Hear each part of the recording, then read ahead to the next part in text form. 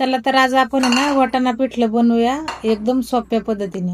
त्यासाठी इथं एक मी वाटी वाटाणे घेतले तर आणि त्याच्यात 1 ग्लास पाणी ओतलंय। आता ते आपण उकडून घेऊ। इथं मी 6-7 लसणाच्या पाकळ्या घेतल्यात, 7-8 हिरव्या मिरच्या घेतल्यात, 1 चमचा जिरी घेतली, 1 चमचा मीठ टाकलंय आणि आता हे मिक्सर मध्ये बारीक करून घेऊ। इथं मी 1 कप बेसन पीठ घेतलंय, त्याच्यामध्ये 1.5 ग्लास पाणी ओतलंय आणि आता ते चांगलं मिक्स करून घेऊ। तर हे पीठ अशा पद्धतीने कालून घ्यायचं। आता इकडे आपला वाटाणा पण शिजून झालाय, आता याला आपण काढून घेऊ। आता हे वाटाणा काढून घेतलाय मिक्सरच्या भांड्यात। आता याला एकदा फिरून घेऊ आपण मिक्सर मध्ये।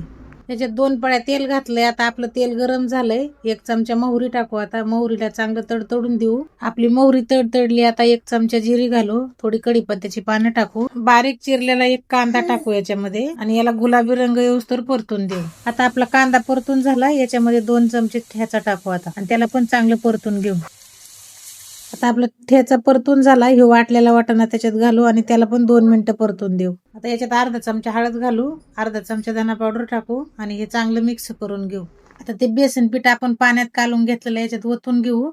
थोडं थोडं ओतायचं आणि असं चांगलं मिक्स करून घ्यायचं। आता हे 1 मिनिट चांगलं मिक्स करून घेतलंय। आता याच्यावर 10 मिनिटं आपण झाकण ठेवून शिजून देऊ। आता आपले 10 मिनिटं झाले। आता आपलं पिठलं तयार झालं आणि पिठल्याची रेसिपी तुम्हाला कशी वाटली कमेंट करून सांगा आणि आमच्या चॅनलला लाईक करा, शेअर करा आणि सबस्क्राईब करा।